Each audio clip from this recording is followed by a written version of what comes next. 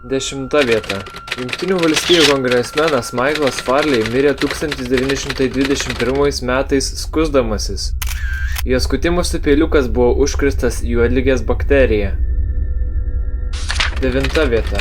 1923 metais Frankas Hayesas laimėjo žirgų lenktynės būdamas miręs.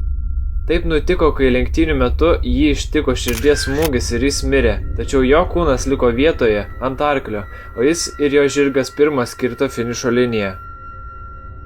8 vieta. Kompanijos Ford darbininkas Robertas Williamsas yra pirmasis žmogus žmonijos istorijoje nužudytas roboto. 1989 metais jam ranka trenkė robotas ir šis mirė. 7 vieta. Aktorė Gareth Jones mirė nuo širdies smūgio vaidindama filme. Kaip tik tuo metu, kai jos vaidinama moteris turėjo patirti širdies smūgį. Jos kolegos suprato, kad Gareth mirusi tik pabaigus filmuoti sceną. 6 vieta. Airė moteris 2008 metais mirė lytinio santykiavimo metu su šunimi. Tiksli mirties priežastis nėra žinoma, bet pasak gydytojų prie to prisidėjo jos alergija šunims. 5 vieta. Batertono miesto merė Monica Meyer mirė tikrindama miesto nuotekų baką. Ji įkrito į 5 metrų dydžio išmatų baką ir nuskendo. 4 vieta. Delhi miesto mero pavaduotojas Surinder Singh Baiva mirė 2007 metais iškritusi iš balkono, kai ją vijosi grupė beždžionių. 3 vieta.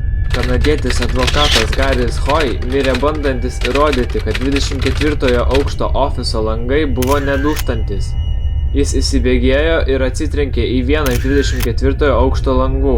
Jis buvo teisus, stiklas nesudužo, bet iššoko iš savo rėmų ir Garis kartu su juo nukrito žemyn. 2 vieta. Brazilas João Maria de Souza mirė 2013 metais miegodamas, kai ant jo užkrito per stogą įlūžusi karvė. 1 vieta.